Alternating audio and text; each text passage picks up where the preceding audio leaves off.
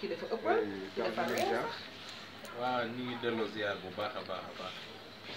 waaw mais da ngeen ñëw pour soirée Wally Seck bi préparation yi ak li muy demee.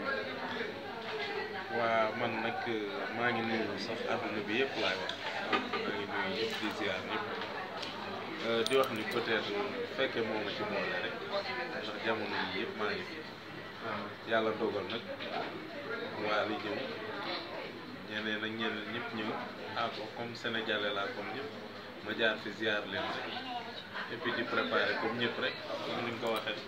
D'accord. En parlant de préparation, donc ça montre que kon di nga am looy apporter public bi. waaw public bi moom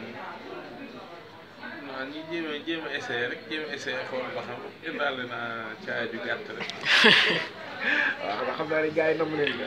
maa xamul fii autorisé nañ ko wala autorisé wu ñu. yow daal defal loolu neex na. indaale naa caaya ju ndaw pour en cas daal. waaw kon neex na.